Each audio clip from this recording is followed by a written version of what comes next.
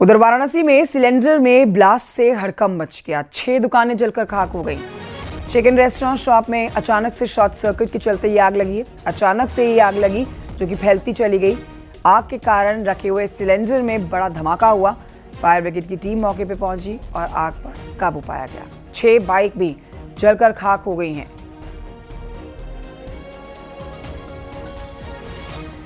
रवि पांडे से लेंगे इस पर जानकारी और फोन लाइन पर मौजूद हैं। रवि पांडे, पूरी खबर बताएं। जी बिल्कुल, देखिए थाना कैंट अंतर्गत सदर बाजार की घटना है, जहां लगभग आधा दर्जन से दुकानें आपस में सटी हुई हैं, जिसमें से एक दुकान में शॉर्ट सर्किट से आग लग गई। आग इतना भीषण रूप अख्तियार किया कि रेस्टोरेंट में रखे हुए जो सिलेंडर है वो जद में आ गया और एक के बाद एक लगभग 6 सिलेंडरों ने ब्लास्ट किया, जिससे पूरे क्षेत्र में हड़कंप मच गया। सूचना पर पहुंची पुलिस और दमकल की गाड़ियों ने घंटों मशक्कत किया, जिसके बाद आग पर काबू पा लिया गया है। फिलहाल कोई जनहानि की सूचना नहीं है। मौके पे जो पुलिस है वो जो स्थिति को पूरी तरह से नियंत्रण में कर रखी हुई है। ठीक है, शुक्रिया आपका रवि पांडे इस खबर पर जानकारी के लिए।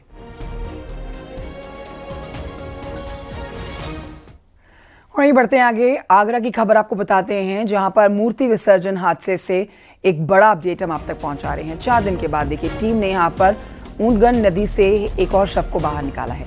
अभी भी 6 लोगों के लापता होने की खबर सामने आ रही है। 6 लोगों का अभी तक कुछ नहीं पता चला है।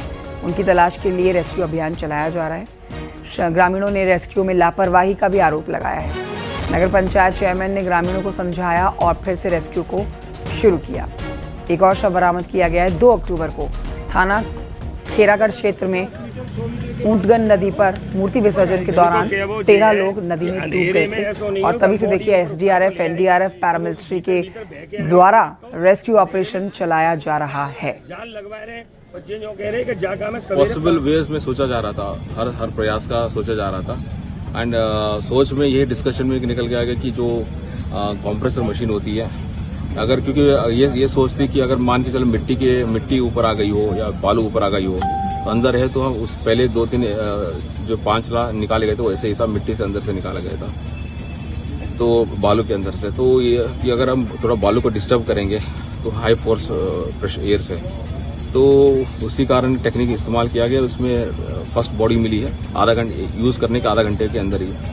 तो ये एक अंदाजा हो गया है। होपफुली कल तक हम इसको वाइंड अप करने की कोशिश करेंगे। उधर गाजियाबाद में ट्रक की चपेट में आने से कार बुरी तरह से क्षतिग्रस्त हो गई। कार में 3 लोग सवार थे। ट्रॉनिका सिटी थाना क्षेत्र में यह हादसा हुआ है। घायलों में 2 की हालत गंभीर बताई जा रही है। तीनों लोनी से मंडोला की ओर सीएनजी भरवाने जा रहे थे। सूचना पर पहुंची 112 पुलिस ने घायलों को अस्पताल भर्ती करवाया।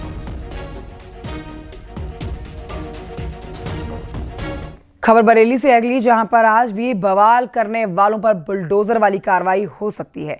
मौलाना तौकीर रजा के मददगार आईएमसी नेता डॉक्टर नफीस, नदीम और आरिफ की सील की गई अवैध संपत्ति पर बुलडोजर एक्शन आज भी हो सकता है। पिछले 2 दिन से आप लगातार बुलडोजर एक्शन होते हुए देख रहे हैं। 26 सितंबर को बवाल करने वाले नगर निगम, बरेली विकास प्राधिकरण, जिला प्रशासन और पुलिस की ताबड़तोड़ कार्रवाई जारी है। बवालियों पर यह कार्रवाई हो रही है। 300 करोड़ की संपत्ति अब तक सीज की गई है। वक्फ की जमीन पर अवैध कब्जा करके इन लोगों ने निर्माण कर रखा था, जो गंभीर आरोप इनके ऊपर लगे हुए हैं। पुलिस को धमकाने के भी आरोप इनके ऊपर लगे हुए हैं। रजा पैलेस को देखिए, जो कि 800 गज में बना हुआ था मैरिज हॉल, उसे ध्वस्त कर दिया गया है, वो भी चिन्हित की गई थी। इसके अलावा भी कई बड़ी प्रॉपर्टी हैं जिन्हें चिन्हित किया गया है। कुल मिलाकर आप कह सकते हैं कि आज भी आप बुलडोजर वाला एक्शन इस इलाके में होता हुआ देख सकते हैं। हरदोई पहुंचे आबकारी मंत्री नितिन अग्रवाल ने कहा है कि बरेली में माहौल खराब करने की कोशिश करने वालों पर कठोर कार्रवाई की गई। भविष्य में अगर ऐसा फिर कोई करता है तो इससे भी सख्त एक्शन लिया जाएगा।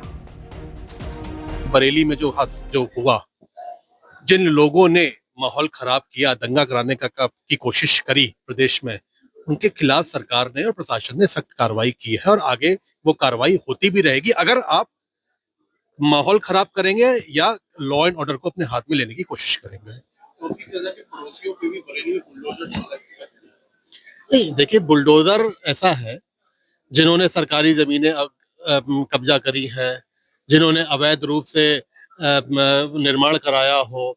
ये तो एक प्रशासनिक प्रक्रिया है। ये तो अगर आप सरकारी जमीनों पे कब्जा करेंगे तो निश्चित तौर पर सरकार अपनी जमीनों को खाली कराएगी, अतिक्रमण मुक्त कराएगी। और अगर वो नहीं मानेंगे और और मैंने तो देखा है कि जो कानून की भाषा नहीं मानते हैं, फिर उनको बुलडोजर की भाषा हमें मनवानी पड़ती है।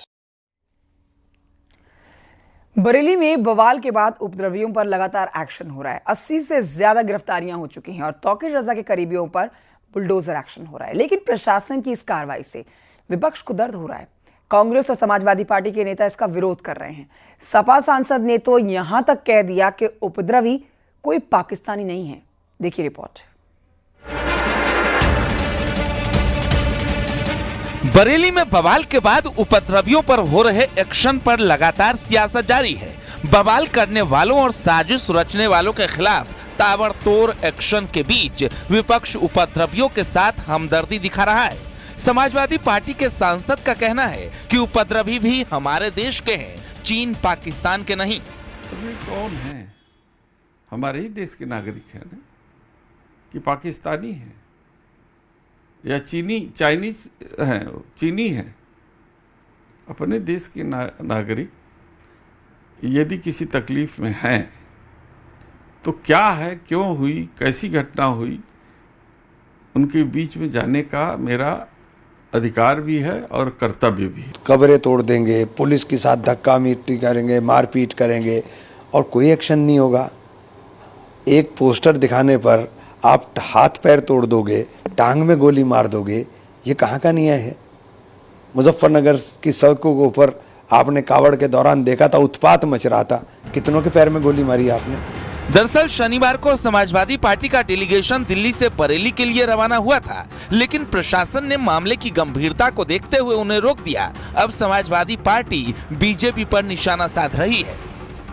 समाजवादी पार्टी आज के समय पे पिछड़े, दलित और अल्पसंख्यक सभी की आवाज उठाने का काम कर रही है। हम अपने मुद्दे से भ्रमित नहीं होने वाले हैं। भारतीय जनता पार्टी चाहती है किसी भी तरीके से ये मुद्दा फिर से हिंदू मुसलमान बन जाए, ये चुनाव हिंदू मुसलमान हो जाए, लेकिन हम लोग लगातार विकास और जिस तरीके से अनदेखी की जा रही सरकार के द्वारा, उसको उठाने का हम लोग काम कर रहे हैं। 26 सितंबर के दिन बरेली में हुए बवाल के बाद सपा नेता सुमैया राणा की मुश्किलें भी बढ़ गई हैं। दरअसल उन्होंने कहा था कि आई लव मोहम्मद का पोस्टर लेकर पूरा सैलाब आएगा, इसके लिए पुलिस चाहे तो अपनी बंदूकों के साथ तैयार रह सकती है। जिसके बाद पुलिस ने 28 सितंबर को सुमैया पर एफआईआर दर्ज करवा दी। मैंने तो हंसकर गोली खाने की बात की थी, किसी को मारने की बात नहीं की थी। गोली मारो वालों, बयान वालों को तो मंत्री पद दिया गया जिस सरकार में, और बड़े बड़े उनको तमाम ऐसे ओहदों पर फाइज किया गया। और लेकिन विपक्ष पे रहते हुए अगर हम ये कहते हैं कि हम जुल्म ज्यादती सहने को भी तैयार हैं, उनकी गोली भी खाने को तैयार हैं, उस पर मेरे ऊपर मुकदमा कर दिया जाता है, एक महिला पर।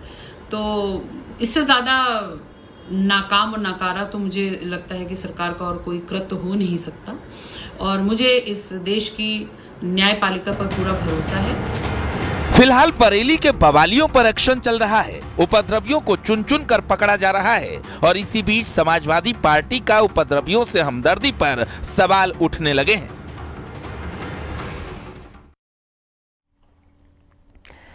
वहीं आपको बताएं कि उधर संभल में आज फिर बुलडोजर एक्शन हो सकता है। अवैध मस्जिद तोड़ने के दौरान कल जेसीबी मशीन खराब हो गई, जिससे मस्जिद को तोड़ने का काम रुक गया। हाईकोर्ट से स्टे न मिलने के बाद देखिए राय बुजुर्ग के गुसूलवरा मस्जिद में लोगों ने खुद ही अतिक्रमण हटा रहे हैं। अब ये बुलडोजर और हथौड़े की मदद से अवैध तरीके से बनाई गई मस्जिद को लोगों ने खुद ही तोड़ा है। गौसुलवरा मस्जिद अवैध रूप से बनी हुई है।